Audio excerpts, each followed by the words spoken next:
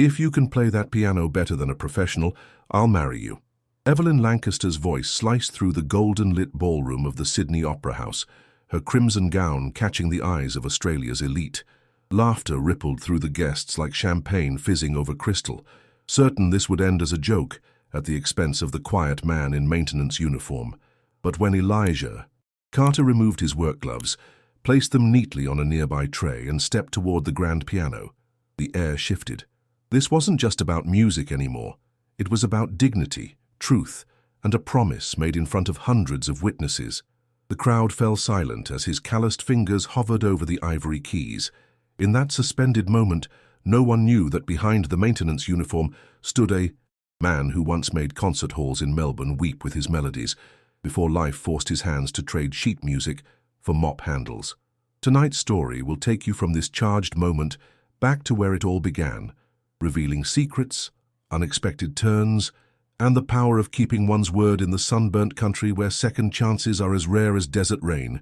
Stay with us, because by the time the last note fades across Sydney Harbour, nothing will be the same. The annual Starlight Charity Gala at the Sydney Opera House gleamed like a jewel against the harbour's nighttime canvas. Outside, the iconic sails caught the reflection of city lights, while inside, Australia's wealthiest and most influential gathered beneath crystal chandeliers, their jewellery catching light with each gesture, each laugh. Elijah Carter moved through the space like a shadow. At 42, his once dark hair now showed flecks of silver at the temples, and 15 years of maintenance work had left permanent creases around his eyes. He knew every corner of this building, which door hinges squeaked, which marble tiles had microscopic cracks, which chandelier bulbs needed replacing next week. This was his domain, though none of the guests would ever consider it so. "Excuse me, mate," he murmured, sidling past a cluster of tuxedos to clean up a spilled drink. No one moved. No one heard. Across the room, Evelyn Lancaster commanded attention without effort. At 38, she'd transformed her family's modest real estate business into Lancaster Developments, now responsible for half the new skyscrapers, reshaping Sydney's skyline. Tonight, as the gala's primary benefactor, she moved through the crowd like royalty, her crimson gown trailing behind her like a stream of spilled wine. "The Children's Hospital extension will break ground next month," she was saying to the health minister. "The Lancaster wing will double their capacity for—" The collision happened in an instant. A waiter stumbled, a tray tilted, and champagne cascaded onto the sleeve of Evelyn's designer gown. Gasps rippled through nearby guests. "I'm so sorry, Miss Lancaster," the young waiter stammered, face draining of color. Evelyn's expression hardened. "This is a $16,000 Valentino." "I'll get something to clean that," Elijah said, appearing beside them with practiced efficiency. He'd witnessed variants of this scene dozens of times at events like these. "Not necessary," Evelyn snapped, dabbing at her sleeve with a napkin. Her eyes flicked dismissively over Elijah's uniform, then back to the terrified waiter. "Perhaps the Opera House needs higher standards for their service staff." "It was an accident," Elijah said quietly.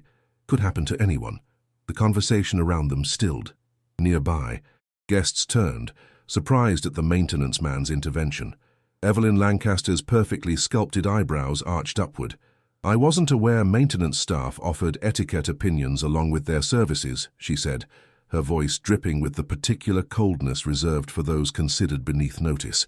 Martha Daniels, the veteran head of housekeeping who had taken Elijah under her wing when he first arrived at the Opera House, appeared at his side. "Come on, Elijah," she whispered. "Not worth it." But something had shifted in Elijah's typically guarded expression. Perhaps it was witnessing one too many service staff humiliated, or perhaps it was the weight of 15 years of invisibility. He reached for the champagne-soaked napkin in Evelyn's hand. "If you'll allow me, Ms. Lancaster, I know how to treat silk properly. The bubbles will leave marks if you keep dabbing." "And what would a janitor know about couture?" she asked, the question directed more to her amused audience than to Elijah himself. A subtle tightening of his jaw was the only indication that the barb had landed. Enough to know that vertical blotting rather than rubbing will prevent the stain from setting. Someone in the gathered circle chuckled. Evelyn's eyes narrowed, sensing the slight shift in the room's energy. The maintenance man was supposed to apologize and disappear, not offer cleaning advice that might actually be correct. "Well," she said, handing him the napkin with exaggerated care. "Perhaps you missed your calling as a domestic servant rather than a janitor." Conversations resumed around them as Elijah carefully treated the stain. When he finished, the champagne spot was barely visible. "There," he said simply, stepping back. Evelyn examined her sleeve with poorly disguised surprise. "Adequate," she conceded. It might have ended there, should have ended there, if not for Thomas Bennett, Australia's most respected music critic, who had watched the exchange with interest from a few steps away. "Elijah," he called. "Fancy seeing you here." Elijah stiffened. He hadn't noticed Bennett in the crowd and would have gone out of his way to avoid him if he had. "You two know each other?" Evelyn asked, her attention captured by this unexpected connection. "We're not acquainted," Elijah said quickly. "Not personally," Bennett agreed, swirling amber liquid in his glass. "But I never forget a musician of his caliber." The word hung in the air. Musician, so incongruous with the man in the maintenance uniform that several people exchanged confused glances. "I believe you're mistaken," Elijah said, his voice low and tight. "I'm never mistaken about talent," Bennett replied. "Melbourne Conservatory Showcase 15 years ago. Rachmaninoff's Piano Concerto No. 2. Still one of the most moving performances I've ever witnessed." A ripple of murmurs spread through the gathering crowd. Evelyn Lancaster's expression shifted from dismissal to calculated interest. "You're saying our maintenance man is some kind of pianist?" she asked Bennett, though her eyes remained fixed on Elijah. "Was," Elijah corrected firmly. "That was another life." Bennett shook his head. "Talent like yours doesn't disappear, Mr. Carter. It waits." Martha tugged gently at Elijah's sleeve. "We should get back to work," she whispered. But the circle around them had grown, curiosity pulling in more guests by the second. "Well," Evelyn said, her voice carrying with practiced precision, "this is a charity event after all. Perhaps we should auction off a performance." Her smile didn't reach her eyes. "I'm sure our guests would pay generously to see a maintenance man perform alongside professionals." Elijah's face remained impassive, but those who knew him well might have noticed the slight clenching of his fist at his side. "I don't perform anymore," he said simply. "Pity," Evelyn replied. Her gaze drifted to the Steinway grand piano positioned on the small stage where a jazz quartet had performed earlier. A dangerous glint appeared in her eyes, the look of someone accustomed to turning situations to her advantage. She raised her voice slightly, ensuring it carried across the now attentive room. "If you can play that piano better than a professional, I'll marry you." Laughter erupted, phones raised to capture what promised to be either humiliation or entertainment. Evelyn Lancaster's provocations were legendary at these events, challenges issued with the certainty they could never be met, designed to remind everyone of the comfortable hierarchy that placed her firmly at the top. Elijah stood perfectly still, the room's attention pressing against him like a physical weight. 15 years of carefully constructed invisibility crumbled around him. In their place rose memories he'd tried to bury, of concert halls and standing ovations, of hopes dismantled piece by piece, of a mother's illness and choices made from necessity rather than desire. "Elijah, don't," Martha whispered. "She's just toying with you." But Thomas Bennett stepped closer, his voice low enough that only Elijah could hear. "Some challenges aren't about the person issuing them. They're about remembering who you are." The silence stretched, expectant and heavy. Then, with deliberate calm, Elijah removed his work gloves and placed them on a nearby tray. He straightened his shoulders and walked toward the grand piano, each step echoing against the marble floor. Behind him, Evelyn Lancaster's smile faltered for the first time that evening. 6 months earlier, Elijah had been replacing light bulbs in the Opera House's eastern corridor when he first heard Evelyn Lancaster's name mentioned. 2 event coordinators walked past, clipboards in hand, discussing the upcoming charity season. "Lancaster Developments wants exclusive rights to the main hall for their annual gala," one said. "The board is practically salivating over the donation figures she's suggesting." "Typical." "Evelyn Lancaster," the other replied, "throws money around, then expects everyone to bow and scrape. Remember what she did to that catering company last year?" Elijah continued his work, the conversation washing over him like countless others he'd overheard in these halls. The lives of the wealthy existed in a parallel universe to his, visible but untouchable, like stars observed through glass. That evening he returned to his modest apartment in Redfern, a gentrifying suburb where he'd managed to hold on to a rent-controlled unit, while the neighborhood transformed around him. The one-bedroom flat was Spartan, but for the eastern wall, where floor-to-ceiling bookshelves housed his collection of music scores and recordings, relics from his previous life, in the corner stood his most precious possession, a digital piano with weighted keys covered with a cloth when not in use. He hadn't touched it in months. His routine rarely varied. Dinner was a simple affair. Tonight, a lamb curry from the takeaway shop run by the Pakistani family downstairs. He ate while listening to the evening news, then washed his few dishes and prepared his uniform for the following day. The call came just as he was about to turn in for the night. "Elijah, it's Martha." Her voice carried the gruffness of 4 decades of Sydney living and a lifetime of cigarettes she'd finally quit last year. "Sorry to bother you at home, love." "Everything all right?" he asked, instantly alert. Martha never called after hours. "Got myself in a bind. The doctors put me on bed rest for this bloody back of mine, and I meant to supervise the cleaning crew for the rehearsal tomorrow. Armstrong's visiting from Vienna to practice on our acoustics before his concert." Elijah knew Daniel Armstrong by reputation, one of Australia's emerging classical pianists, recently returned from European success to national acclaim. "You need me to cover?" he asked. "Would you, love?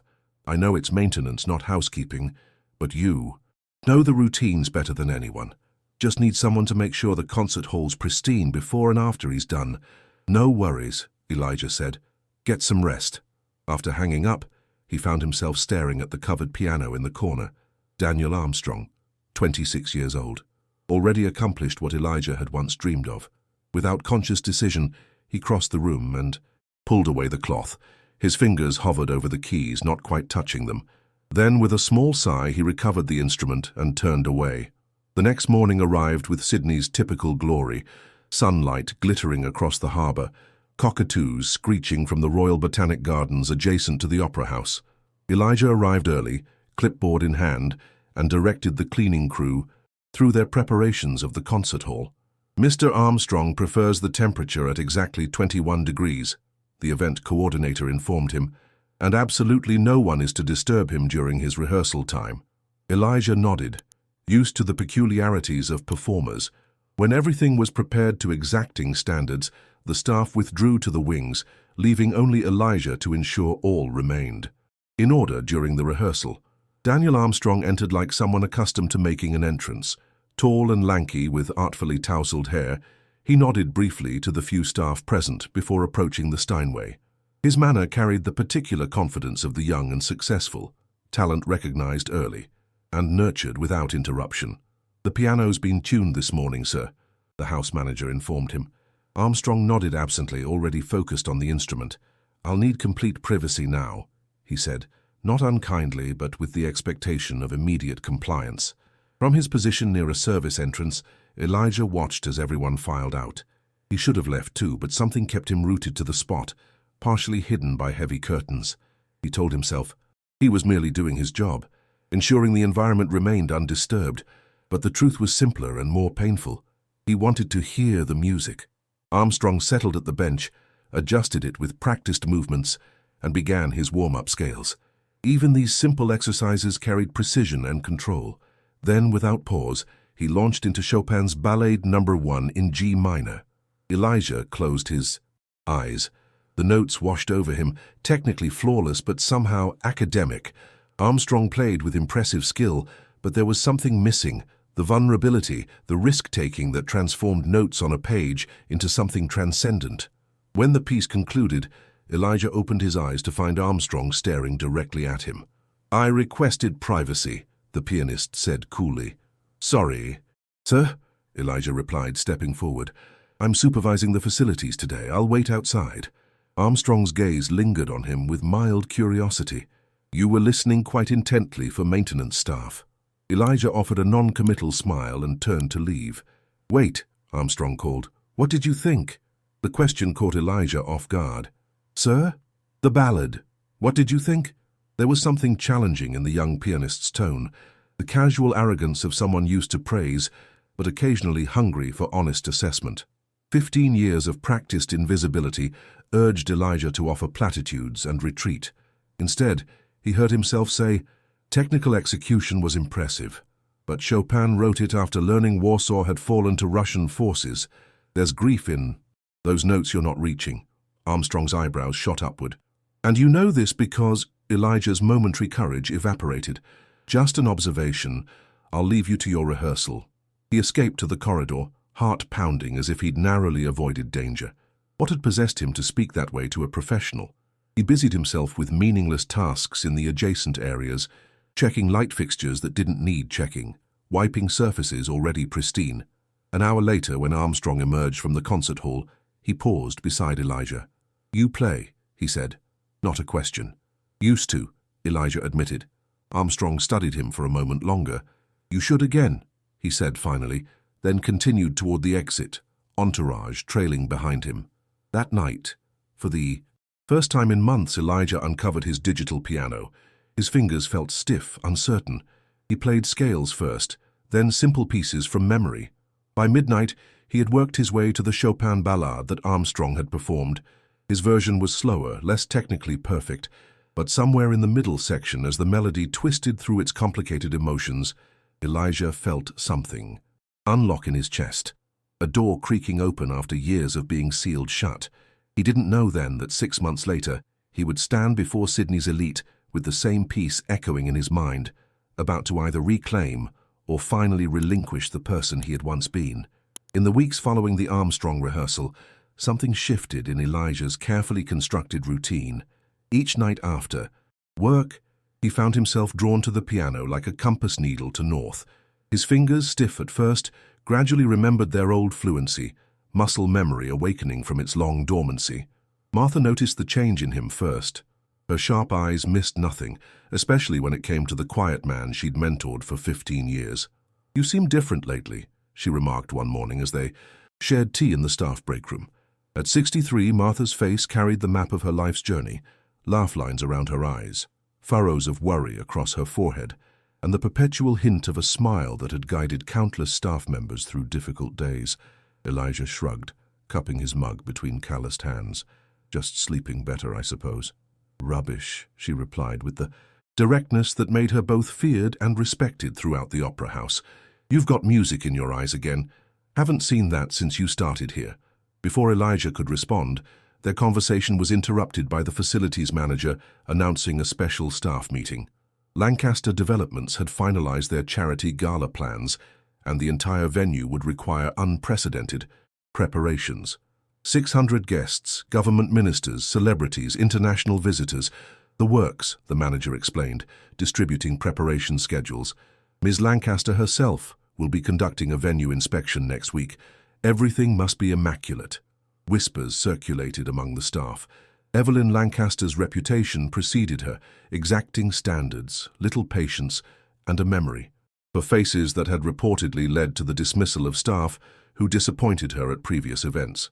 "Don't look so worried," Martha told Elijah as they returned to their duties. "You're the most thorough person in this building. Even the Lancaster woman can't find fault with your work." Elijah nodded absently, his mind already cataloguing the maintenance tasks that would need attention before the inspection. The eastern corridor lighting had been flickering intermittently. The bronze handrails in the southern foyer needed polishing. The backstage left fire exit had developed a barely perceptible squeak. Over the next few days, he worked with methodical precision, staying late to ensure every detail was perfect. On Thursday evening, as sunset painted the harbor in gold, he was adjusting the tension on a door closer when he heard it, piano music drifting from the rehearsal room. He shouldn't have investigated.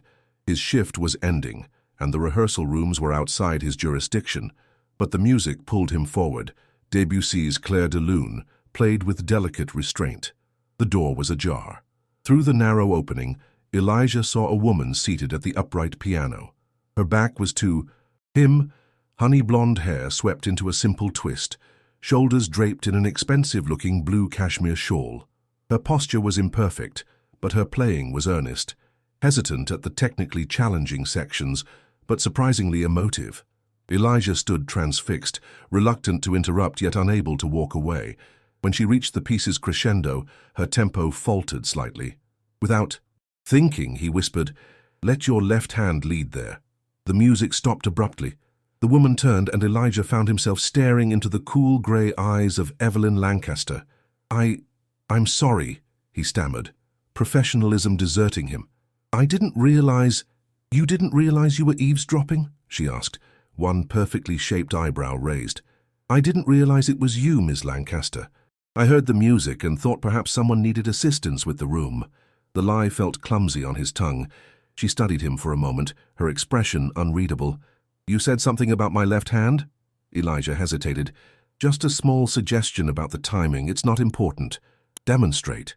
She moved aside on the bench, gesturing to the space beside her. It was clearly a challenge, perhaps even a trap. Elijah remained in the doorway. "I should return to my duties." "Your suggestion implied expertise," she persisted. "Either demonstrate or admit you were speaking without knowledge." Trapped by his own words, Elijah slowly approached the piano. He remained standing, reaching over to play only the left-hand part of the troublesome section. "If you anchor the rhythm." "Here," he explained, keeping his voice neutral, "the right hand can move more freely through the arpeggios."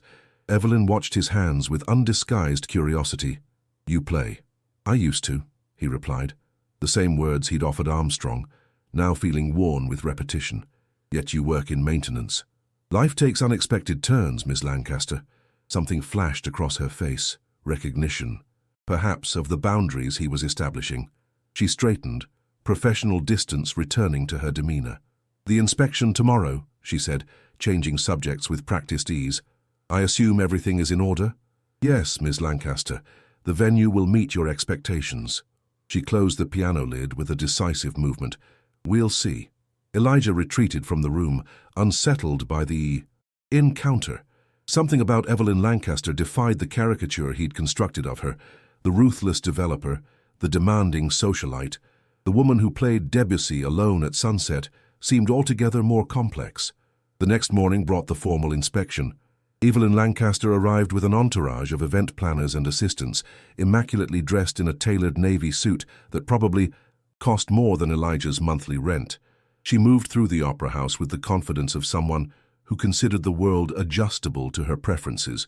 Elijah kept to the background, addressing technical questions when asked, but otherwise maintaining professional invisibility. If Evelyn recognized him from the previous evening, she gave no indication. "The gala will feature 3 performance segments," she was explaining to the venue manager. "We'll need seamless transitions between the orchestra, the opera soloist, and the final pianist." "Daniel Armstrong," one of her assistants clarified, checking a tablet. "He's confirmed." At the mention of Armstrong's name, Elijah's attention sharpened. The young pianist would return to the same stage where, months earlier, Elijah had emerged briefly from his self-imposed silence. "Mr. Carter," the venue manager called, noticing his interest. "Ms. Lancaster has a question about the piano positioning for the finale." Evelyn turned, her gaze coolly assessing as he approached. "We'll need the Steinway positioned precisely under the central lighting for Armstrong's performance. Can you ensure that's handled properly?" "Of course," Elijah replied. Though Armstrong may have specific preferences about the positioning, he was particular during his rehearsal here. Evelyn's eyes narrowed slightly. "You've worked with him before?" "I supervised facilities during his practice session earlier this year." "And did he approve of our piano?" "He found it satisfactory," Elijah answered diplomatically, remembering Armstrong's numerous adjustments and complaints. A ghost of a smile touched Evelyn's lips. "How diplomatic. Perhaps you should work in public relations rather than maintenance." The comment held the same dismissive tone she'd used in the rehearsal room, yet something in her expression suggested genuine curiosity. Before Elijah could respond, they were interrupted by Martha approaching with a question about the service elevators. As the inspection continued, Elijah noticed Evelyn watching him during technical discussions, not with the blank gaze reserved for service staff, but with the focused attention of someone reassessing an initial judgment. That evening, as Elijah was leaving, Thomas Bennett arrived for an advance tour of the gala space. The music critic greeted him with surprising warmth. "Mr. Carter, still keeping our city's musical crown jewel in working order, I see." Elijah nodded politely, hoping to avoid extended conversation. Bennett had other ideas. "I meant what I said about your playing, you know. That Melbourne showcase was extraordinary. Many critics expected great things from you." That was a lifetime ago, Elijah replied, his tone making it clear the subject was unwelcome. Bennett studied him thoughtfully. Armstrong is playing at the gala, did you know? I heard. He's technically brilliant but lacks emotional depth, rather like his patron, Miss Lancaster, precision without passion. Bennett's eyes twinkled mischievously. Though perhaps I shouldn't say such things in her venue. Perhaps not, Elijah agreed, eager to end the conversation before someone overheard. Bennett leaned closer. You know, I've always wondered what happened to you after Melbourne. One brilliant performance, rave reviews, and then nothing. As if Elijah Carter simply vanished from the musical world. For a moment, Elijah considered walking away without responding. Instead, surprising himself, he answered truthfully, My mother got sick. Cancer. Treatment was expensive. Music doesn't pay bills until you're famous, and she didn't have time to wait for that. Bennett's expression softened. I'm sorry. It was a long time ago. And now? What keeps you from the keys these days? Elijah glanced at his watch. My shift's ending, Mr. Bennett. Enjoy your tour. As he walked toward the staff exit, Bennett called after him. Music isn't like people, Elijah. It doesn't hold grudges when you return to it after absence. The words followed Elijah home, echoing in his mind as he sat at his digital piano that night, working through Rachmaninoff's Prelude in C-sharp minor, the piece that had once been his signature, his voice. 2 weeks before the gala, Sydney embraced spring with characteristic enthusiasm. Jacaranda trees erupted in purple blooms across the city, and sunshine danced across the harbour waters. Inside the Opera House, preparation intensity doubled daily. Elijah found himself assigned to oversee the technical aspects of the performance areas, lighting, sound equipment positioning, and of course the Steinway grand piano that would feature prominently in the evening's finale. You're the only one with enough musical knowledge to make sure. Everything's perfect, Martha had explained, her practical wisdom cutting through his protests. Besides, the Lancaster woman specifically requested you. This last detail unsettled him more than he cared to admit. Since their encounter in the rehearsal room, he'd caught Evelyn Lancaster watching him during her increasingly frequent venue visits, not with disdain, but with the calculating interest. Curve someone evaluating an unexpected variable. On Tuesday morning, Elijah was testing the piano's action when she appeared, alone for once without her usual entourage. Mr. Carter, she greeted him, her voice carrying the crisp authority that seemed as much a part of her as her impeccable appearance. Today she wore a simple white blouse and charcoal pencil skirt, her only adornment a single strand of pearls. I'm told you're handling the piano preparations. Yes, Miss Lancaster. I'm checking the action and making sure the positioning works with your lighting design. She approached the instrument, trailing manicured fingers along its glossy surface. Do you approve of our selection for Armstrong's performance? The question surprised him. The Steinway is excellent, one of the finest instruments in Australia. But would you choose it if you were playing? Elijah's hands stilled on the keys. I'm not playing. Hypothetically, she pressed, watching him with that same unsettling intensity.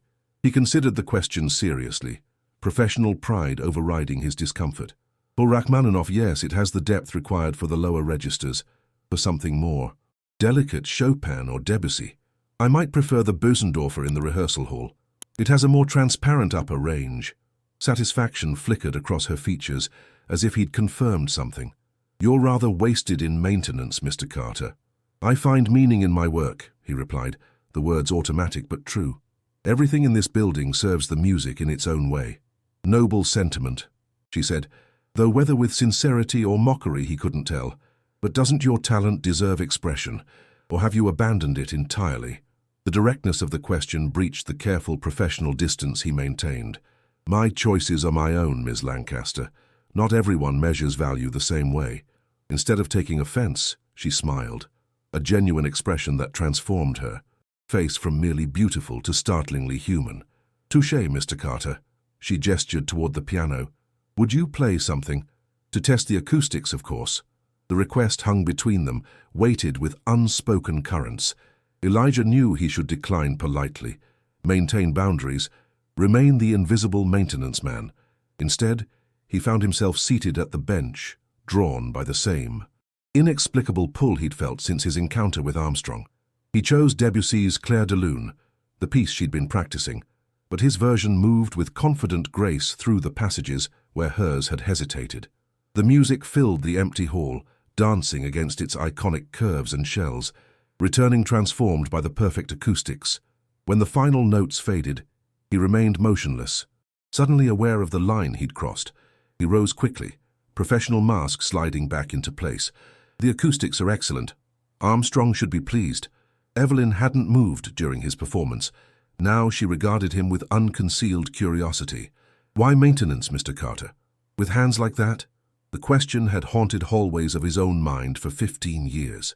Coming from her, it required an answer he rarely offered. My mother needed cancer treatment. Specialized, expensive. I had scholarships, not income. Maintenance paid immediately and offered health benefits. He adjusted a microphone stand unnecessarily. By the time she passed, music and I had grown distant.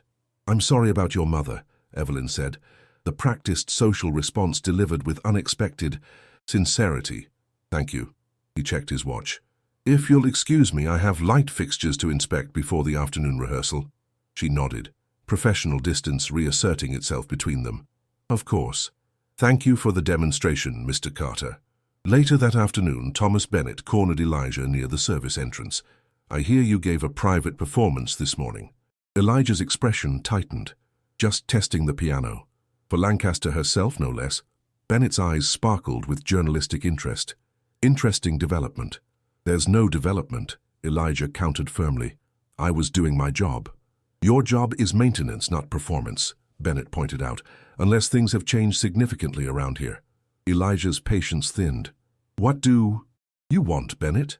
The critic's expression grew serious. The truth? I want to see talent honored. When I heard you play 15 years ago, I witnessed something extraordinary. Not just technical skill, but that rare ability to make an audience feel music in their bones. He shook his head. Then you disappeared. No explanations, no farewell performances, just gone. I had my reasons. I'm sure you did, but the music world lost something valuable when you walked away. Bennett's voice softened. And I suspect you lost something too. Elijah remained silent, unwilling to acknowledge the truth in Bennett's words. Armstrong's talented, Bennett continued. Technically flawless, but he plays notes, not music. You played your soul. That was a long time ago. Not so long that it can't. Return. Bennett handed him a small envelope. Opening night at the Melbourne Symphony next month. They're performing Rachmaninoff's second piano concerto. Elijah stared at the envelope without taking it. I don't attend concerts. Perhaps it's time to start again. Bennett placed the envelope on a nearby shelf. Think about it. The 2 weeks before the gala passed in a blur of preparations, inspections and final adjustments. Elijah threw himself into work, arriving early and leaving late, focusing on tangible problems with concrete solutions. Yet each night, he found himself at his piano, playing with increasing confidence and emotion. The night before the gala, he dreamed of his last public performance, the Melbourne showcase where critics had praised his rare emotional intelligence and technical brilliance in service of genuine expression. In the dream, as in reality, his phone had rung immediately after his bow, his mother's doctor, with test results that couldn't wait. He awoke at dawn, the dream clinging to him like morning mist. For the first time in 15 years, he played Rachmaninoff's Piano Concerto No. 2 from beginning to end, alone in his apartment, as sunrise painted his walls gold. Only then did he realize he was ready for whatever the gala might bring. The day of the Starlight Charity Gala dawned with Sydney's skies a perfect blue, as if nature itself had received the dress code. By mid-afternoon, the Opera House hummed with the controlled chaos of final preparations, florists arranging native Australian blooms, technicians testing lighting, sequences, caterers transforming the Western foyer into a culinary showcase. Elijah arrived earlier than required, driven by a restlessness he couldn't name. He performed his assigned tasks with methodical precision, checking sound equipment, ensuring the Steinway's position was exact to the millimeter, testing every light fixture along the guest's expected path. You're making the rest of us look bad, Martha teased, finding him polishing already gleaming handrails in the main entrance. Despite her joke, concern shadowed her eyes. Everything all right, love? You seem tense. Just ensuring everything's perfect, he replied, avoiding her gaze. Martha studied him for a moment. This is about more than clean handrails, isn't it? Bennett's been poking around, asking about your playing, and Lancaster's been watching you like you're a puzzle she can't quite solve. Elijah sighed, setting aside his polishing cloth. It's nothing, Martha. Old ghosts, that's all. Ghosts don't make your fingers tap out piano rhythms when you think no one's looking, she countered gently. Maybe it's time to let them rest, the ghosts, not your fingers. Before he could respond, his radio crackled with a request for technical assistance in the main hall. Grateful for the interruption, he excused himself and headed toward the final sound check. Daniel Armstrong had arrived early to test the piano, his entourage creating ripples of activity around him. The young pianist sat at the Steinway, playing fragments of his planned performance, while technicians adjusted microphone levels. The action feels stiff, Armstrong complained, repeating a passage with exaggerated emphasis. And there's something off about the middle C, it's not quite resonating properly. The venue's piano technician, a silver-haired man with decades of experience, listened patiently. I'll make some minor adjustments, Mr. Armstrong, but I assure you the instrument was perfectly regulated yesterday. Elijah remained in the shadows of the wings, observing. Armstrong's complaints seemed performative, establishing his importance through critique rather than genuine issues with the magnificent instrument. Mr. Carter, called a familiar voice. Thomas Bennett approached, resplendent in a tuxedo that marked his transition from casual visitor to official gala attendee. All set for tonight's festivities? Just finishing. Final checks, Elijah replied, his tone professional but distant. Bennett lowered his voice. Armstrong's putting on quite a show, isn't he? More concerned with appearing particular than with actual musicality. Not my place to judge, Elijah murmured, though privately he agreed. Did you think about my offer, the Melbourne Symphony tickets? I appreciate the gesture, Mr. Bennett, but, Thomas, please, and before you decline, consider that music might have something to say to you after all these years. Bennett's expression grew serious. Sometimes, the longest journeys return us to ourselves.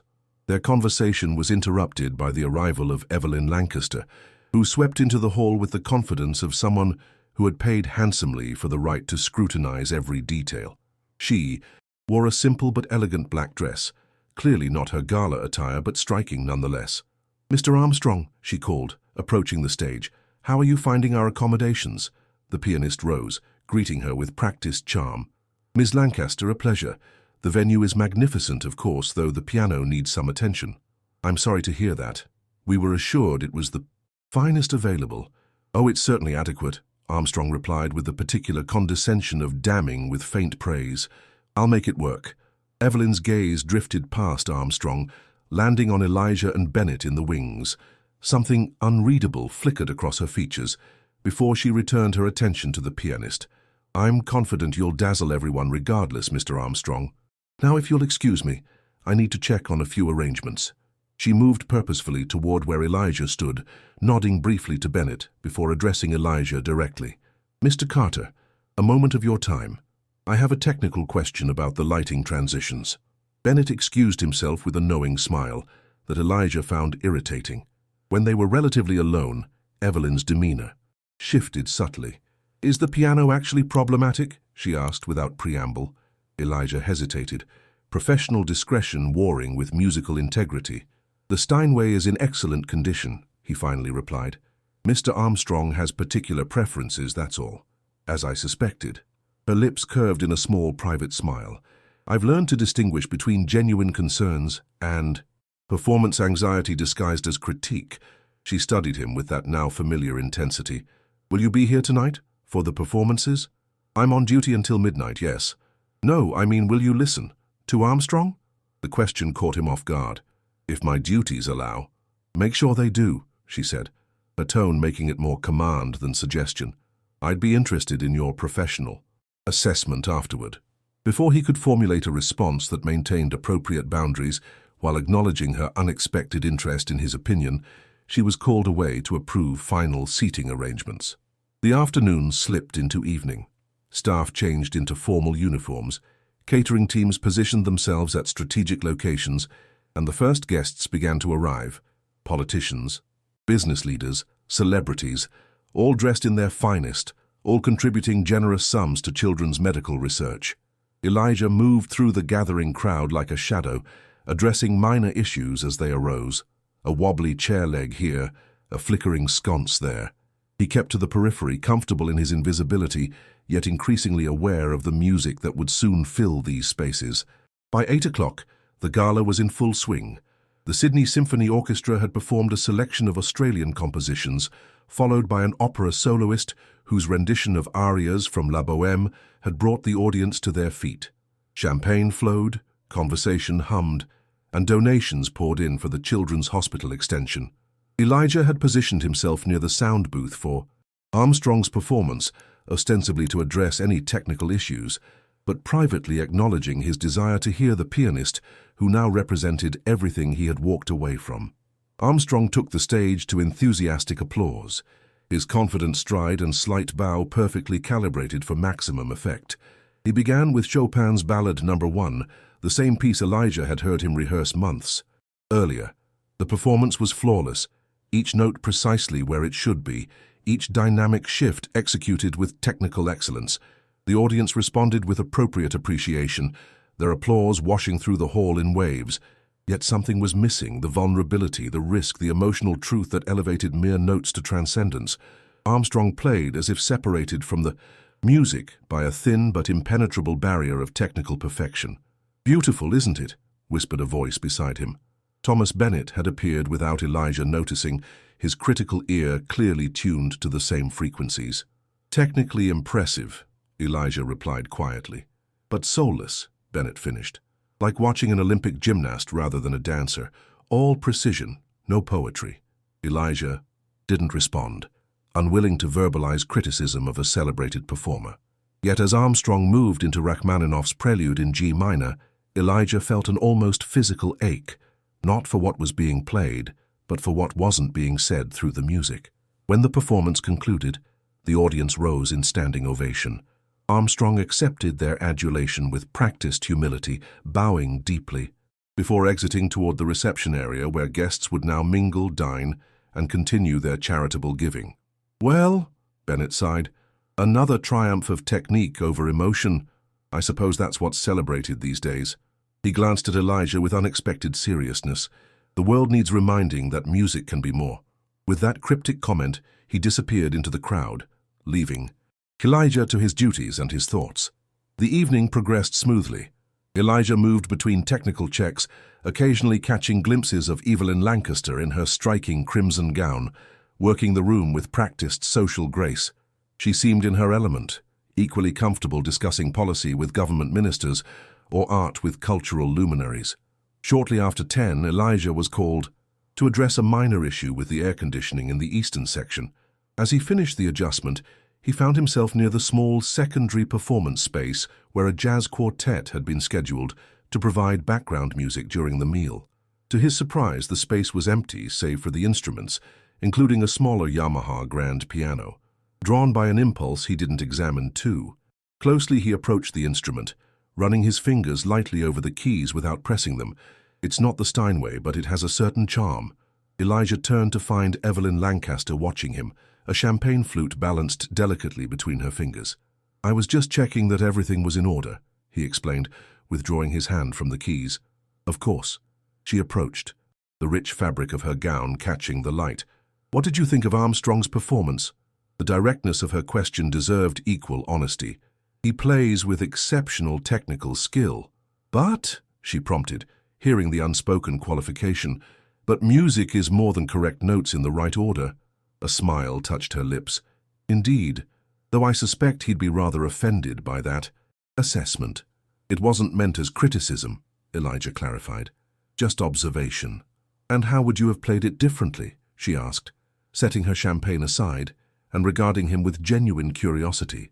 The question hung between them, fraught with implications Elijah wasn't sure he was ready to confront. Before he could formulate a response that maintained appropriate professional distance, the moment was interrupted by a commotion from the main reception area. "Ms. Lancaster," an assistant hurried toward them, distress evident in her voice. "There's a situation with Mr. Armstrong." Evelyn's expression shifted instantly from curious to concerned. "What's happened?" "He's threatening to leave. Something about the acoustics being compromised by the air conditioning system. He says he can't possibly perform the encore piece under these conditions." Elijah recognized the situation immediately, the classic pre-performance anxiety manifesting as external complaints, a pattern he'd witnessed countless times during his years at the Opera House. Evelyn's eyes narrowed slightly. The encore is the centerpiece of the donation drive, the moment when I announced the hospital funding. Match. She glanced at Elijah. Is there any legitimate issue with the acoustics or air conditioning? None, he replied confidently. The systems are functioning perfectly. She nodded once. Decision made. Let's address this quickly. To her assistant, she added, Tell Armstrong I'm on my way. Elijah followed at a professional distance, ready to provide technical verification if needed. They found Armstrong in the green room, surrounded by concerned staff and his own entourage, dramatically explaining the impossible conditions he was expected to perform under. The airflow is creating micro-vibrations that affect the piano's resonance, he insisted, gesturing emphatically. Any serious musician would notice immediately. Evelyn stepped forward, her presence commanding immediate attention. Mr. Armstrong, I understand your concerns. We've had our technical staff verify the systems, and everything is operating within optimal parameters. With all due respect, Ms. Lancaster, Armstrong replied with thinly veiled condescension. Maintenance staff wouldn't understand the subtle acoustic requirements of a performance of this caliber.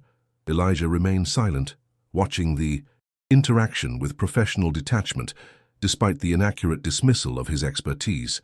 Perhaps, Evelyn conceded smoothly, but our venue has hosted the world's finest pianists without complaint.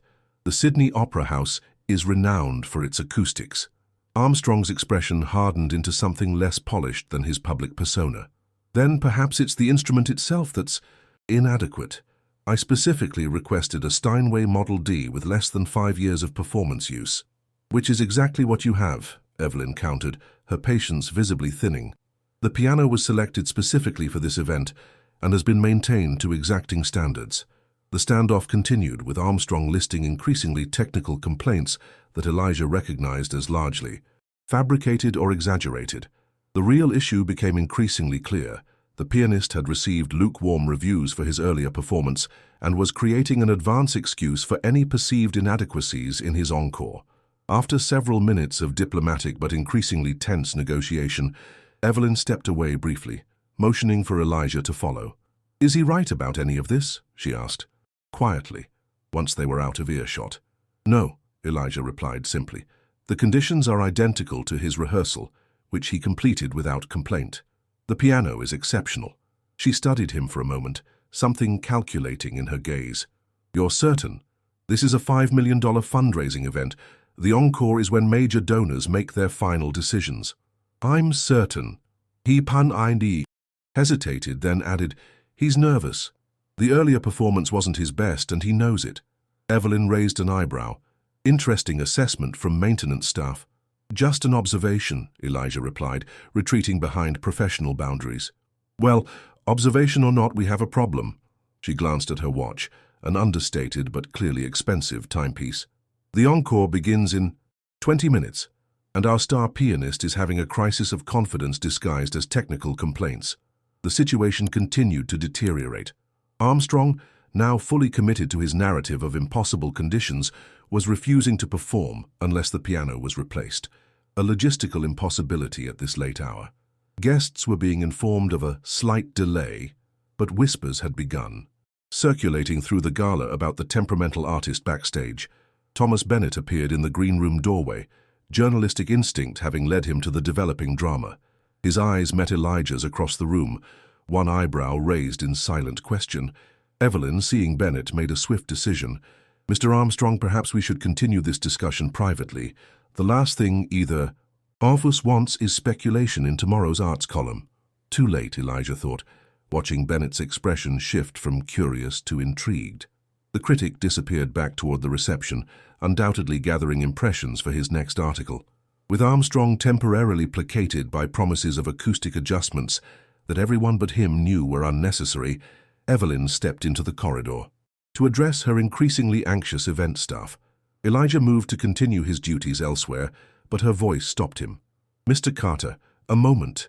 He turned, maintaining professional composure despite the tension radiating through the backstage area. "If Armstrong refuses to perform, what are our options?" she asked bluntly. "The quartet could extend their set," he suggested, "or the opera soloist might have additional pieces in her repertoire." Evelyn shook her head. "Neither would serve the purpose. The encore needs to be spectacular, something that moves people to open checkbooks and fund an entire hospital wing." Her gaze sharpened. "Could you do it?" The question hit him like a physical force. "I beg your pardon? Could you perform the encore? In Armstrong's place?" "Miss Lancaster," he began carefully, "I haven't performed publicly in 15 years. "But you could," she pressed. "I've heard you play. You have the technical skill, and more importantly, what Armstrong lacks, emotional connection to the music." Elijah struggled to maintain his composure. "This is a gala with Australia's elite in attendance, international guests, media. You can't seriously be suggesting that a maintenance worker should replace your headlining pianist." Something flashed in her eyes, not anger but a fierce determination he hadn't witnessed before. "I'm suggesting that music speaks for itself, regardless of who plays it, and I suspect you would speak more eloquently through that Steinway than Armstrong ever could."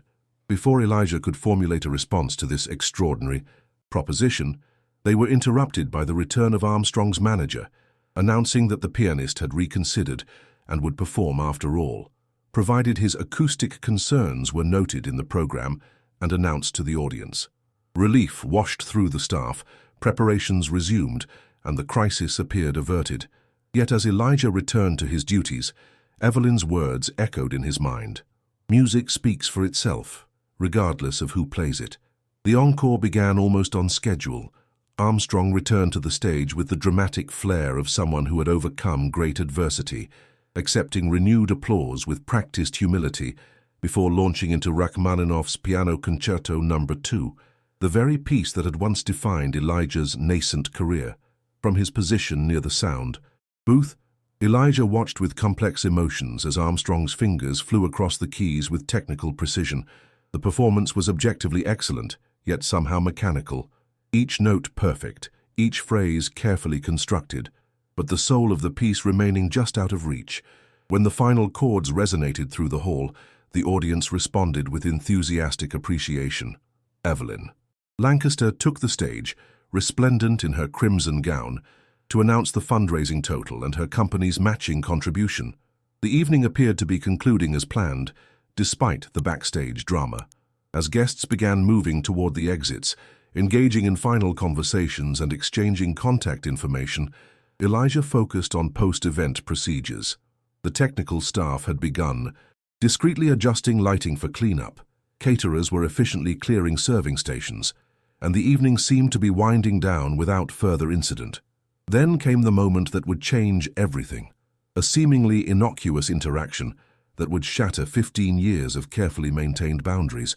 A waiter, hurrying to clear a champagne flute, bumped into Evelyn Lancaster as she conversed with government officials near the Steinway. The crystal glass tipped, spilling its contents onto the sleeve of her designer gown. Nearby guests gasped softly. The waiter stammered apologies, and Elijah, seeing the commotion from across the room, moved automatically to assist. "I'll get something to clean that," he said, the exact words he'd offered hours earlier in their first interaction of the evening. Evelyn's gaze met his, something unreadable flickering in her eyes, recognition, perhaps, of the circular nature of the moment. Then, with the calculated precision of someone seizing an unexpected opportunity, she delivered the words that would set everything in motion. "If you can play that piano better than a professional, I'll marry you." Laughter rippled through the gathering crowd, phones raised to capture what everyone assumed would be either brief entertainment or mild humiliation. No one expected the maintenance man to accept such an outlandish challenge, yet something had shifted in Elijah during this long evening of music, memories, and missed opportunities. Thomas Bennett's words echoed in his mind. The world needs reminding that music can be more. With deliberate calm, he removed his work gloves and placed them neatly on a nearby tray.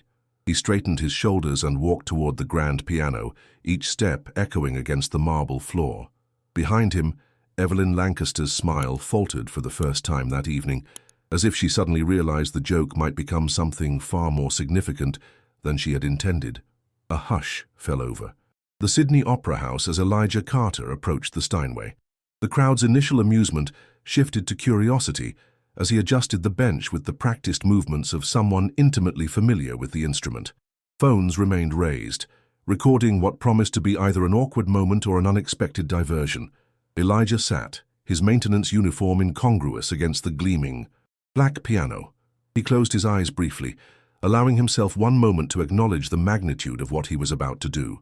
15 years of silence, of deliberate invisibility, about to end beneath the iconic shells of the Opera House before Sydney's elite, with hundreds of eyes watching and waiting. Thomas Bennett stood transfixed near the stage, recognition dawning on his face. This was the moment he had been waiting for since rediscovering Elijah in these halls. Martha Daniels had pushed forward from the service area, her expression a complex mixture of concern and fierce pride, and Evelyn Lancaster remained where the spill had occurred, her crimson gown a splash of vivid color against the predominantly black-tie crowd, her composed expression betraying only the slightest hint of uncertainty. Without announcement or preamble, Elijah began to play. He started with a jazz standard, Autumn Leaves, transformed through improvisation into something both familiar and entirely new. The choice was deliberate, accessible enough to engage the audience, yet complex enough to demonstrate mastery. His interpretation began softly, almost tentatively, like someone testing their voice after long silence. Then, as muscle memory awakened fully, the music blossomed. The murmurs and chuckles that had accompanied his approach to the piano faded into stunned silence. Those who had raised phones to capture an embarrassing moment now recorded something entirely different. The unexpected emergence of extraordinary talent from the most overlooked person in the room. When the final notes of the high jazz piece faded, scattered applause broke out, hesitant at first, then growing as the audience processed what they had witnessed. Elijah gave no acknowledgement. Without pausing, he transitioned directly into Chopin's Ballad No. 1 in G minor, the same piece Armstrong had performed earlier. The contrast was immediate and striking. Where Armstrong's rendition had been technically flawless but emotionally restrained, Elijah's interpretation breathed with life and urgency. His hands moved across the keys with the certainty of someone translating rather than performing, communicating the complex emotional narrative embedded in Chopin's composition with rare clarity. Near the stage, Thomas Bennett leaned toward a colleague, his voice barely above a whisper. "This is what I heard in Melbourne 15 years ago. This is what I've been telling people about." The audience had fallen completely silent, cocktail glasses frozen midway to lips, conversations abandoned mid-sentence. Even the service staff had paused their duties, drawn by the undeniable pull of authentic artistic expression. As Chopin's ballade reached its tumultuous conclusion, Elijah moved without hesitation into his final piece, Rachmaninoff's Piano Concerto No. 2, the composition that had once defined his promising career and that Armstrong had just performed for his encore. The opening chords resonated through the hall with devastating emotional honesty. Where Armstrong had showcased technical prowess, Elijah revealed the soul of the piece, its longing, its struggle, its ultimate transcendence. His interpretation acknowledged the concerto's reputation for difficulty without being defined by it, focusing instead on its profound emotional journey. In the audience, a distinguished older woman dabbed discreetly at her eyes. Near the back, a group of young music students who had been admitted as special guests stared in open wonder, and at the center of it all, Evelyn Lancaster stood motionless, her composed facade temporarily abandoned as she witnessed the transformation of the quiet maintenance man into an artist of extraordinary caliber. The final movement of the concerto brought Elijah's technical mastery into full display. His hands moved with impossible speed and precision, yet every note served the emotional truth of the composition. When he reached the triumphant conclusion, the music seemed to fill not just the hall, but the entire iconic structure, resonating through its concrete shells and out toward the harbor beyond. As the final chord faded, absolute silence held the room for 3 heartbeats. Then applause erupted, not the polite appreciation offered to Armstrong, but the genuine, spontaneous response to artistic truth. People rose to their feet, their ovation, building to a roar that seemed to shake the very foundations of the Opera House. Elijah remained seated at the piano, momentarily overwhelmed by the response and the emotions coursing through him. 15 years of silence had ended, not with a whisper, but with a declaration that echoed through the hall and through his own being. "I am still here. The music is still here." After several moments, he rose and offered a simple bow. No dramatic gestures, no performance of humility, just quiet acknowledgement. As he straightened, his eyes met Evelyn Lancaster's across the room. Her expression had shifted from shock to something more complex, respect perhaps, or the recognition that her casual challenge had unleashed something neither of them had fully anticipated. The applause continued unabated as Thomas Bennett made his way to the stage, taking the microphone that had been abandoned at the conclusion of the formal program. "Ladies and gentlemen," he began, his voice carrying the authority of Australia's foremost music critic, "for those who don't know, we have just witnessed the return of Elijah Carter to the concert stage. 15 years ago, Mr. Carter was hailed as one of Australia's most promising pianists before circumstances led him away from performance." Bennett's gaze swept the room, landing briefly on Elijah with undisguised admiration. "Tonight confirms what some of us have always known. Exceptional talent may be hidden, but it cannot be extinguished." A fresh wave of applause washed through the hall. Phones that had been recording now displayed frantic searches for information about Elijah Carter, the maintenance man who had just delivered the performance of the evening. Gradually, as the initial shock subsided, attention shifted to Evelyn Lancaster. Her provocative challenge, "If you can play that piano better than a professional, I'll marry you," had triggered this extraordinary moment, and the audience now looked to her for response.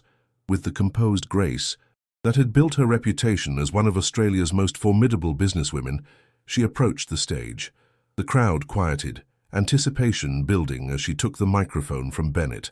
"I believe," she began, her voice steady despite the unprecedented situation, "that we have witnessed something remarkable tonight.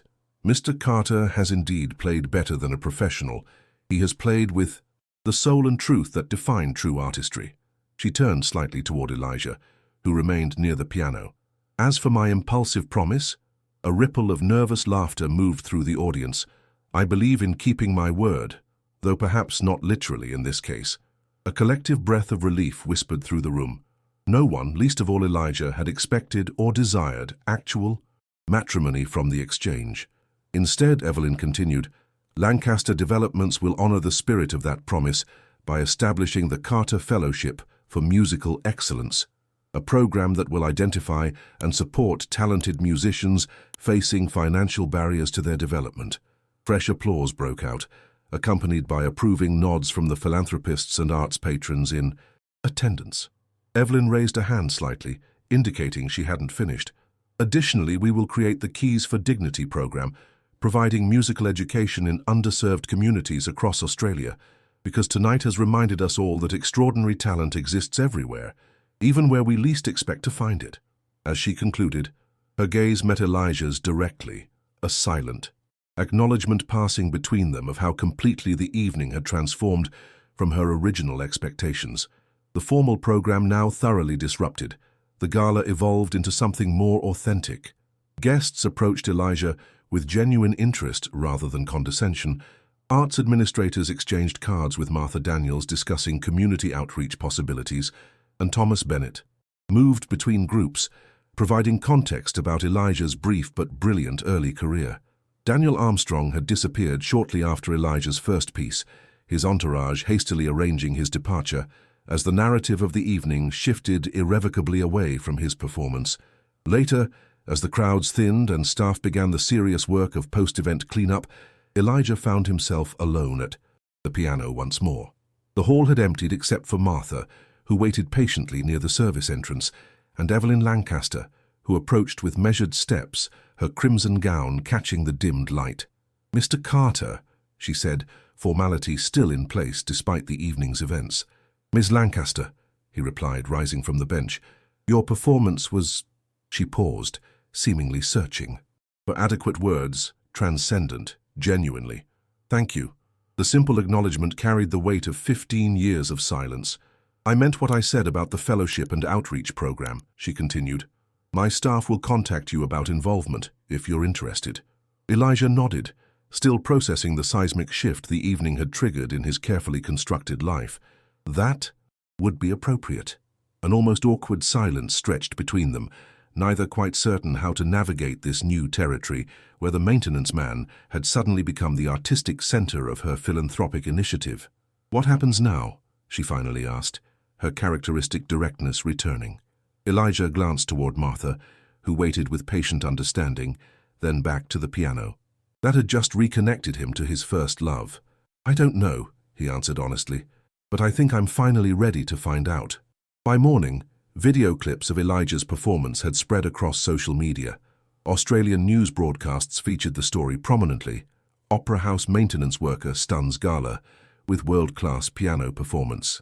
Cultural commentators dissected the moment's significance, and music critics scrambled to explain how such talent had remained hidden in plain sight for 15 years. Elijah awoke to 27 missed calls, 43 text messages, and an email inbox flooded with interview requests, performance inquiries, and messages from long-forgotten contacts suddenly eager to reconnect. His carefully constructed anonymity had evaporated overnight. Martha was the first person he called, her practical wisdom a necessary anchor in the sudden storm of attention. "It's a right circus out there," she confirmed, her voice carrying its familiar no-nonsense tone despite the extraordinary circumstances. 3 news vans parked outside the opera house, reporters asking everyone about you. Armstrong's people released a statement congratulating you through gritted teeth, I imagine.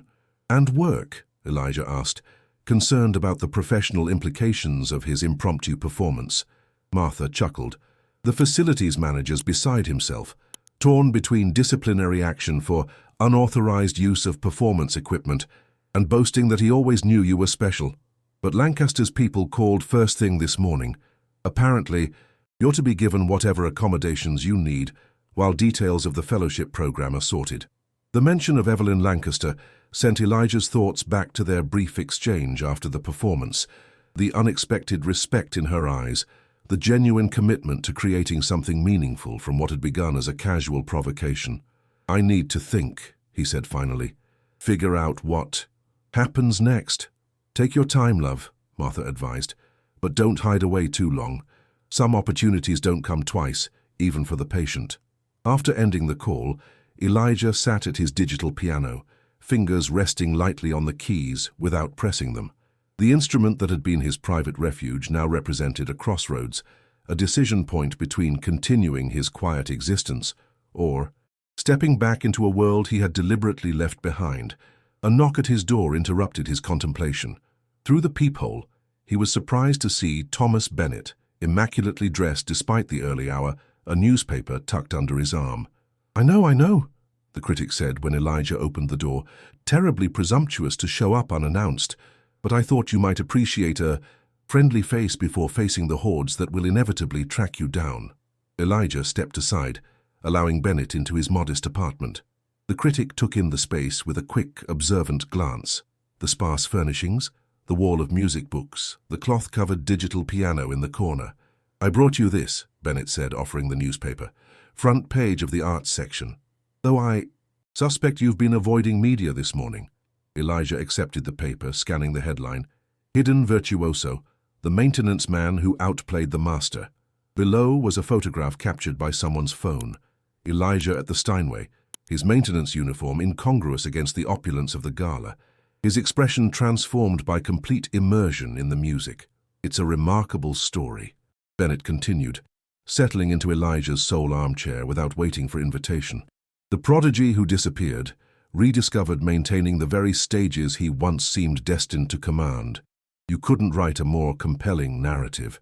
"This isn't a story to me," Elijah replied quietly. "It's my life." Bennett's expression softened. "Of course, forgive my professional deformation. Critics tend to see narratives where others see lived experience." He leaned forward, his tone growing more serious. "But narratives matter, Elijah. They shape how we understand ourselves and others. And right now, you have an unusual opportunity to shape yours." Elijah set the newspaper aside. "What do you want, Bennett?"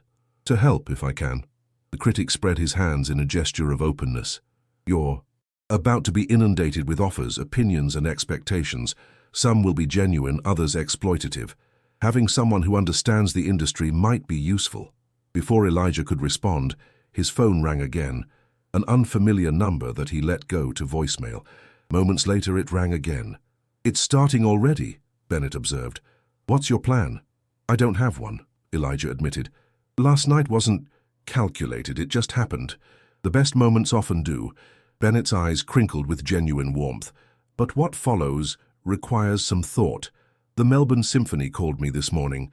They want to offer you a guest performance. The conservatory is keen to discuss masterclasses, and Lancaster's people are moving quickly on the fellowship announcement." Elijah moved to the window, gazing out at his changing neighborhood, old terraced houses alongside new apartment developments, a visual representation of transformation and persistence. "I left that world for reasons that haven't changed. My mother's gone, but the industry hasn't magically become more accessible or supportive." "Perhaps," Bennett conceded, "but you've changed, and you now have something few artists ever achieve: leverage. Your story has captured attention, and with Lancaster's resources behind you, you could actually transform aspects of the industry rather than simply rejoining it." The observation gave Elijah pause. He hadn't considered that his unexpected moment might represent not just a personal crossroads, but a potential catalyst for broader change. His phone rang again. "Evelyn," Lancaster's name appearing on the screen. With a slight nod to Bennett, he answered. "Mr. Carter," her voice carried its usual crisp authority despite the unusual circumstances. "I hope I'm not calling too early." "No, Ms. Lancaster. I've been awake." "Good. I'll be direct. The response to last night has been extraordinary. My team is working to formalize the fellowship and outreach program. Announcements, and we'd like your input. Are you available to meet today?" Elijah glanced at Bennett, who had tactfully moved to examine the bookshelf, giving the appearance of privacy in the small apartment.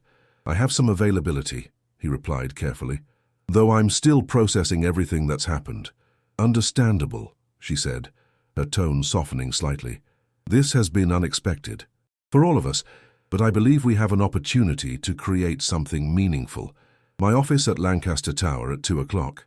We can discuss vision and parameters."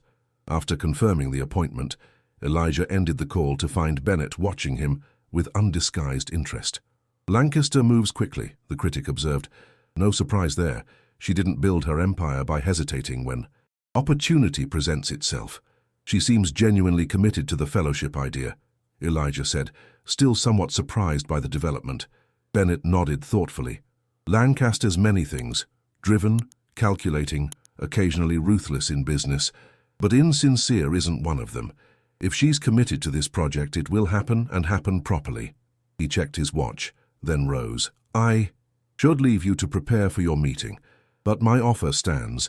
If you need guidance navigating this new territory, I'm happy to provide it." After Bennett's departure, Elijah spent the morning alternating between ignoring his phone and playing through pieces he hadn't touched in years, rediscovering the repertoire that had once defined his musical identity. Each piece carried memories of competitions, of instructors, of the mother who had sacrificed so much to nurture his talent before illness had changed everything. At noon, another knock interrupted his practice. This time it was Martha, carrying a garment bag and a determined expression. "Thought you might need this," she said, pushing past him into the apartment. "Can't have you meeting Lancaster in your maintenance uniform, or whatever casual clothes you've got hiding in that closet." Inside the garment bag was a well-tailored charcoal suit that looked surprisingly close to his size. "My son's," Martha explained, seeing his questioning look. "He's in Melbourne now, banking job. About your build, just a bit broader in the shoulders. Said you can keep it. His contribution to your new chapter." The simple kindness brought unexpected emotion to Elijah's throat. "Martha, None of that," she interrupted briskly, though her eyes shone with affection. "Just promise me something. Whatever happens with Lancaster and her fancy fellowship, don't forget who helped you keep that piano covered all these years, waiting for when you were ready." "I won't," he promised, accepting the suit with the respect it deserved, not just for the garment itself, but for the support and friendship it represented. Martha nodded once, satisfied. "Good. Now, what are you going to say to her? Because Evelyn Lancaster doesn't do charity without strategy, and you'd best have one of your own." The question crystallized something Elijah had been considering since his conversation with Bennett. "I think," he said slowly, "I'm going to talk about dignity, about talent that exists in unexpected places, and barriers that have nothing to do with ability." "Good," Martha replied simply. That's good. Lancaster Tower dominated the central business district, its sleek glass exterior reflecting Sydney Harbour in fragmented blue patterns. Elijah entered the lobby precisely at 2 o'clock, the borrowed suit fitting better than expected, his maintenance identity temporarily set aside. The receptionist directed him to a private elevator that whisked him to the 38th floor, executive territory marked by understated luxury and expansive views. Evelyn's assistant, a poised young woman with an efficient manner, escorted him to a conference room where Evelyn waited, accompanied by 2 colleagues. "Mr. Carter," she greeted him, rising. Today she wore a tailored navy suit, her only adornment a simple pearl necklace, professional armor rather than gala glamour. "Thank you for coming. Please sit." The meeting began with formal introductions to Lancaster's philanthropy director and legal counsel. Documents were presented outlining the preliminary structure of the Carter Fellowship and Keys for Dignity programs. The proposals were comprehensive and thoughtfully constructed, suggesting that Evelyn's team had worked through the night to transform her impromptu announcement into viable initiatives. "We envision selecting 5 fellows annually," Evelyn explained, indicating relevant sections of the proposal: full financial support, mentorship, performance opportunities, and practical career development. The outreach program would operate in parallel, bringing music education to communities typically excluded from cultural resources. Elijah reviewed the materials with care, asking pointed questions about selection criteria, accessibility measures, and long-term sustainability. His years managing technical systems had given him an eye for practical implementation that seemed to impress even Evelyn's seasoned team. "You've clearly given this considerable thought," he acknowledged, looking up from the documents. "The framework is solid." "But," Evelyn prompted, sensing his hesitation. "But credentials and conventional definitions of promise could recreate the same barriers these programs aim to address," he replied. "There needs to be room for unconventional paths and expressions of talent." A small smile touched Evelyn's lips. "Like a maintenance worker outplaying a conservatory-trained concert pianist?" Exactly like that. 3 months after the gala that had changed everything, Sydney's cultural landscape was abuzz with anticipation. Posters throughout the city announced the inaugural concert of the Carter Fellowship for Musical Excellence, featuring performances by the 5 selected fellows and a special appearance by Elijah Carter himself. The event had sold out within hours of tickets becoming available. Elijah stood in the Opera House's eastern foyer, the space transformed by displays highlighting the Keys for Dignity community program. Photographs of children from underserved neighborhoods engaged in music lessons, stories of emerging talents discovered in unexpected places, and architectural renderings of the planned music education centers in regional areas. "Quite something, isn't it?" Thomas Bennett approached, gesturing toward the exhibition. "From maintenance man to namesake of Australia's most talked-about music initiative in less than 100 days. Lancaster moves quickly when committed," Elijah replied, still sometimes struggling to reconcile the speed with which his life had transformed. "Indeed she does." Speaking of whom, Bennett nodded toward the entrance where Evelyn Lancaster had appeared, engaged in conversation with the Minister for the Arts. Over the past months, Elijah's relationship with Evelyn had evolved from employer-employee to something more complex, professional collaborators with an undercurrent of mutual respect that occasionally hinted at deeper possibilities. Their weekly meetings to develop the fellowship programs had gradually extended beyond business discussions into conversations about music, life experiences, and perspectives that revealed surprising commonalities beneath their different circumstances. Evelyn concluded her conversation with the minister and made her way toward them, her expression warming slightly as she approached. "Gentlemen, everything ready for tonight. The fellows are in final rehearsals now," Elijah confirmed. "They sound extraordinary." "As they should, with you mentoring them," she replied, her tone carrying the direct acknowledgement of value that had become her hallmark in their interactions. "The board members are particularly interested in hearing Jennifer's composition." Jennifer Lawson had been the fellowship's most controversial selection, a 29-year-old self-taught pianist from a remote mining town whose innovative compositions blended classical structures with distinctly Australian pastoral influences. Her inclusion had raised eyebrows among traditional institutions, but had been championed fiercely by both Elijah and somewhat Surprisingly, Evelyn. She's nervous but prepared, Elijah said. Her piece captures something essential about this country that I've rarely heard expressed musically.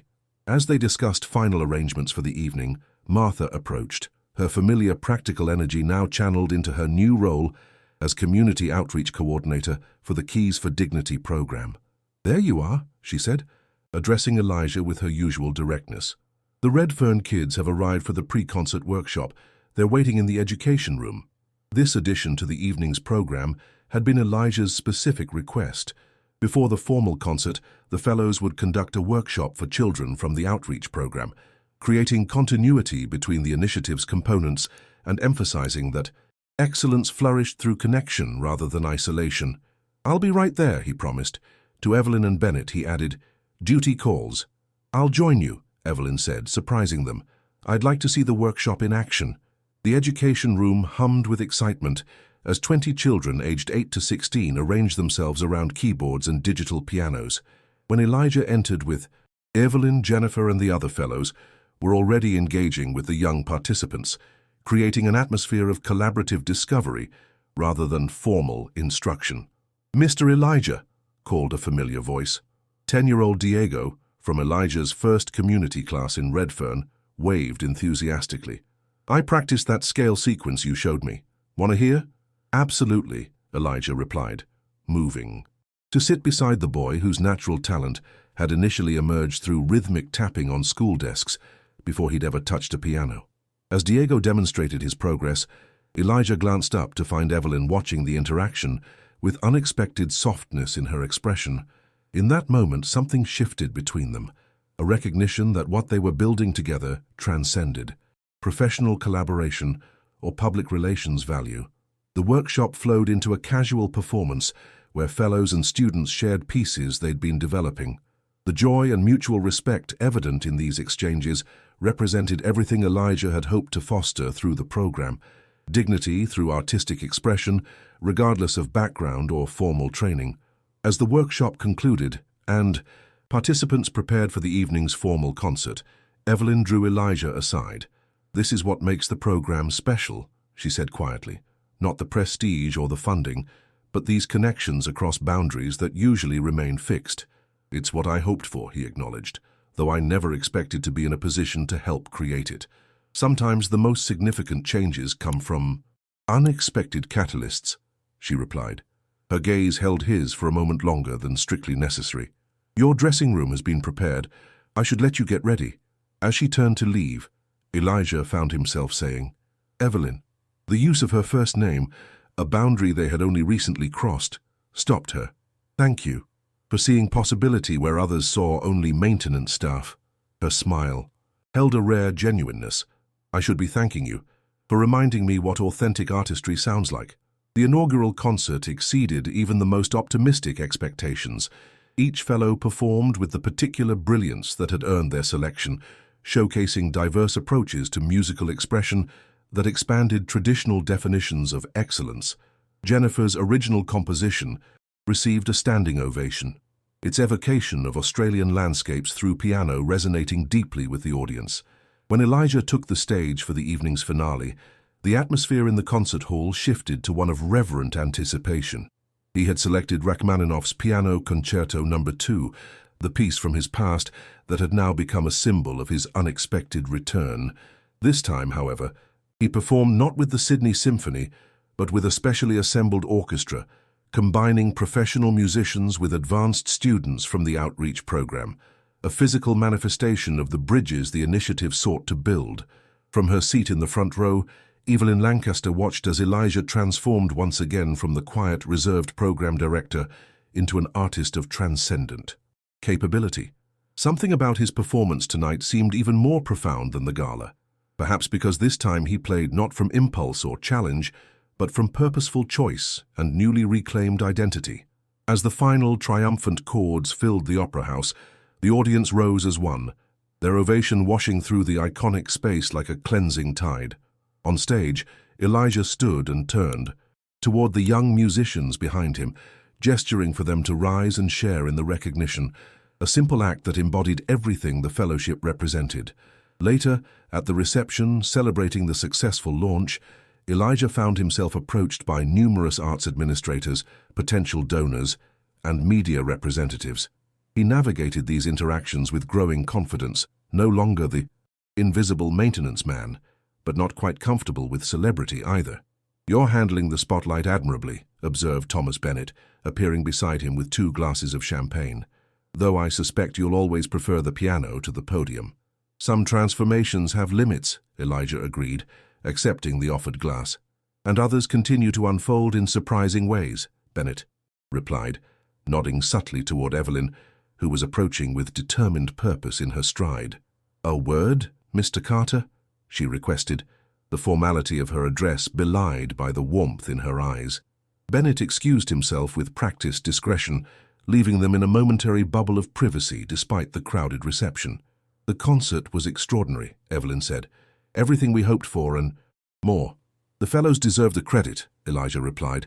"They've embraced the program's vision completely. As have you."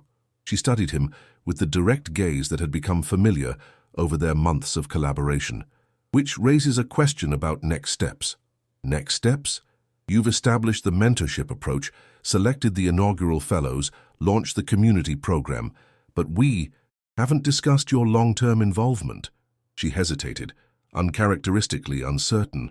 "I've been assuming you would continue leading the initiative, but perhaps you have other plans now, that your performing career could clearly be revived." The question caught Elijah by surprise. In the whirlwind of program development, he hadn't fully considered his own path forward. The prospect of returning to performance full-time had certainly emerged, with offers from prestigious venues and orchestras arriving weekly. "I'm still considering options," he said carefully, "but I find myself unexpectedly committed to what we're building." Something in her expression shifted at his use of "we," a subtle acknowledgement of their partnership in creating something neither could have accomplished alone. "Perhaps," she suggested, her tone more personal than professional, "we could discuss those options further. Dinner, tomorrow evening?" The invitation hung between them, not quite business, not quite personal, but opening possibilities for both. Elijah considered the complex journey that had brought them to this moment, from maintenance man and demanding patron to collaborators, and perhaps now something more. "I'd like that," he replied simply. As the reception continued around them, both recognized that whatever emerged next would, like the best music, develop not through rigid adherence to existing patterns, but through thoughtful improvisation and mutual respect for each other's unique contributions. 1 year to the day after Elijah's impromptu performance had transformed his life, the Sydney Opera House once again hosted the Starlight Charity Gala. The event had evolved significantly, now showcasing performances by Carter Fellows alongside established artists, with proceeds supporting both children's medical research and the Keys for Dignity community music programs. Backstage, Elijah adjusted his bow tie, still somewhat uncomfortable in formal attire despite the numerous events he'd attended over the past year. Tonight carried particular significance, not only marking the anniversary of his return to music, but also featuring the premiere of his own composition, a piece he had been developing quietly over recent months. "Nervous?" Martha appeared in the dressing room doorway, resplendent in a midnight blue gown that reflected her elevated position as the program's beloved community director. At 64, she had found unexpected fulfillment in her second career, her practical wisdom and no-nonsense approach proving invaluable in translating lofty artistic ambitions into functional community engagement. "Terrified," Elijah admitted with a small smile. "Performing established works is one thing. Sharing your own composition is quite another." "It's brilliant and you know it," Martha replied matter-of-factly. "Even that picky Bennett nearly wept when you played it for him last week."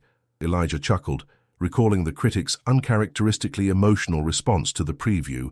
Over the past year, Bennett had become both professional advocate and personal friend, his guidance helping Elijah navigate the complex transition from obscurity to recognition without losing himself in the process. A gentle knock interrupted their conversation. Evelyn Lancaster entered, elegant in a deep green gown that complemented her honey-blonde hair, now worn in a simpler style than the elaborate arrangement of the previous year's gala. "The house is full," she reported. "Every donor from last year returned, plus significant new support." Her gaze met Elijah's with the particular warmth that had developed between them over months of collaboration, shared challenges, and gradually acknowledged personal connection. Your composition is listed simply as new work in the program. Are you ready to reveal its actual title? Dignity in plain sight, he replied. It felt appropriate. Something softened in her expression. Perfect. There. Relationship had evolved gradually and cautiously, beginning with professional respect, developing into friendship through countless planning meetings and program events, and eventually, hesitantly, opening towards something deeper. Neither had rushed this progression, both carrying their own histories of caution and carefully constructed boundaries. 6 months earlier, their first dinner together had stretched from professional discussion into personal territory. Evelyn revealing her own abandoned artistic aspirations in painting, Elijah sharing stories of his mother's influence on his musical development. Subsequent evenings had continued this careful exploration of each other beyond their public roles, building understanding that made their professional partnership even more effective. 2 months ago, after a particularly successful Keys for Dignity showcase featuring children from across New South Wales, Elijah had kissed her for the first time, a quiet moment in her office after everyone else had departed. The surprise had been not in the action itself, which had felt inevitable for weeks, but in her response, a vulnerability and genuine emotion rarely glimpsed beneath her composed exterior. Now they moved together with the comfortable synchronicity of partners who had found unexpected alignment in their different journeys. The minister wants to discuss expanding the program nationally, Evelyn mentioned as they walked toward the main hall. The results from this first year have exceeded every metric we established. I'm not surprised, Elijah replied.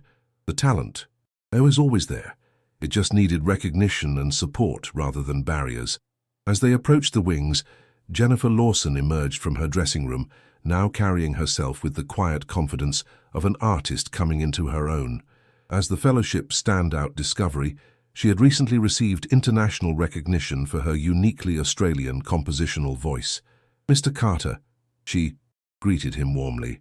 Ms. Lancaster, the hall looks magnificent. Nervous about opening the program? Elijah asked, recognizing the particular tension in her posture that he had come to know through months of mentorship. Terrified, she admitted, with a smile that echoed his earlier confession to Martha, but ready. Remember what we discussed, he advised gently. Technical perfection matters, less than authentic expression. The audience will follow if you lead them truthfully. Jennifer nodded, absorbing the guidance that reflected Elijah's own artistic philosophy, one that had challenged conventional hierarchies in classical music and created space for diverse approaches to excellence. As she moved toward the stage for her final preparation, Evelyn observed, "You've become quite the mentor." "I've had practice," he acknowledged. "My mother was my first teacher, and she emphasized that technique serves expression, not the other way around. Martha reinforced that in her own way during my maintenance years, excellence in service of purpose, not for its own sake." The mention of his mother, a subject that had once been too painful to discuss, came naturally now. The past year had allowed him to reconnect not just with music, but with the complete narrative of his life, integrating rather than compartmentalizing his experiences. The house lights dimmed, signaling 10 minutes until the program began. Around them, the organized chaos of final preparations intensified, technicians confirming lighting cues, musicians warming up, stage managers reviewing transitions. Elijah found comfort in this familiar environment, now experienced from a different perspective than his years in maintenance, but carrying the same appreciation for the intricate systems that supported artistic expression. "I should find my seat," Evelyn said, though she made no immediate move to leave. "Unless you need anything?" The question carried layers of meaning beyond its simple words, acknowledgement of his independence alongside genuine offer of support. This balance had defined their evolving relationship, each recognizing the other's capability while remaining ready to provide assistance when needed. "I'm good," he assured her. Then, with the directness they had both come to value, he added, "But I'd like you backstage after the performance. There's something I want to discuss." Curiosity flickered across her features, but she simply nodded. "I'll be here." The gala unfolded with the polished excellence expected of Australia's premier cultural venue. Jennifer's opening performance received enthusiastic acclaim, her technical brilliance now matched by emotional maturity and distinctive artistic voice. The Carter Fellows who followed demonstrated the diversity of talent the program had identified, from a former construction worker whose powerful interpretations of Liszt captivated the audience to a young mother whose delicate Chopin nocturnes brought tears to even the most composed patrons. Throughout the evening, Elijah observed from the wings, pride in the fellows' achievements temporarily overshadowing his own nervous anticipation.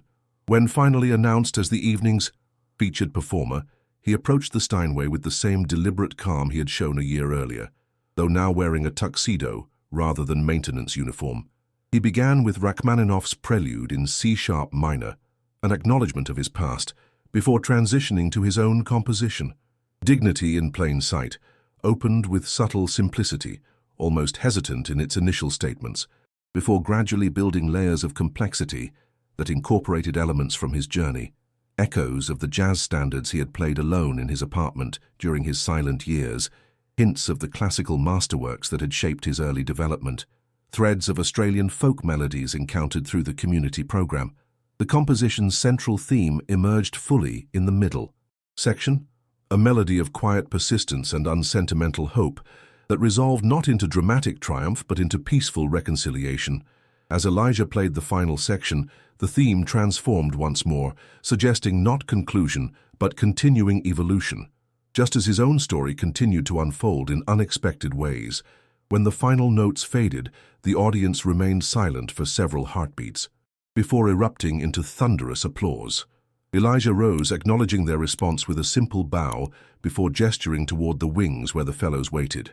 They joined him on stage, the visual representation of the program's philosophy, individual excellence strengthened rather than diminished by community. After curtain calls and the formal conclusion of the program, the reception area, filled with excited patrons, donors, and media representatives, Elijah fulfilled his obligations as the Foundation's artistic director, discussing program achievements and future goals with practiced ease while maintaining authentic engagement with each conversation. Eventually, he made his way back toward the quiet of the backstage area. There, as promised, Evelyn waited, her expression curious, but patient. "Successful evening," she observed as he approached. The minister confirmed federal funding for the national expansion, and 3 major foundations have already pledged matching support. "Good news," Elijah acknowledged, "but not what I wanted to discuss." He led her toward the small secondary performance space where, a year earlier, she had found him examining the jazz quartet's piano. The room was empty now, peaceful in the aftermath of the evening's events, the harbor visible through its windows as moonlight danced across the water. "I've been thinking about the promise that started all of this," he began, surprising her with this unexpected direction. "The marriage challenge," a smile touched her lips, "hardly my finest moment as a philanthropist." "Perhaps not," he agreed, "but it led to something neither of us anticipated. The fellowship program has exceeded all expectations," she acknowledged. "I wasn't referring to the program." His gaze held hers steadily, though that too has been remarkable. Understanding dawned in her expression, along with a vulnerability rarely visible to others. "Elijah, I'm not proposing marriage," he clarified quickly, a smile warming his eyes. "That would be premature by any reasonable standard. But I am proposing something else, acknowledging that what's developed between us deserves recognition and intention. Not as an impulsive challenge issued in a crowded room, but as a deliberate choice made in quiet certainty." Evelyn's composed exterior softened completely, revealing the woman he had come to know beneath. The public persona, thoughtful, surprisingly vulnerable, and capable of profound appreciation for authenticity in all its forms. "I would like that," she replied simply, her directness matching his own. As they stood together in the quiet room where their journey had truly begun, the harbor lights reflecting through the windows, both recognized that their story, like Elijah's composition, wasn't concluding but evolving, finding new themes while honoring what had come before. The next morning, as sunshine streamed through the iconic shells of the Opera House, Martha supervised the dismantling of the gala displays with her characteristic efficiency. Noticing Elijah approaching with coffee cups in hand, she paused, studying him with the perceptive gaze that had missed nothing during their 15 years working together. "You look different this morning," she observed, accepting the offered coffee. Peaceful. "I feel different," he acknowledged, watching as workers carefully packed away exhibition materials for transport to the permanent Keys for Dignity Center being established in Redfern. "The composition was beautiful," Martha said. "Your mother would have been proud, not just of the music, but of what you've built here." The mention of his mother no longer brought the sharp pain it once had, replaced now by gentle appreciation for her influence on his journey. "I think she would have been, yes." They stood in comfortable silence, observing the activity around them. In the main hall, Jennifer was conducting an impromptu workshop with several children from the outreach program who had attended the gala as special guests.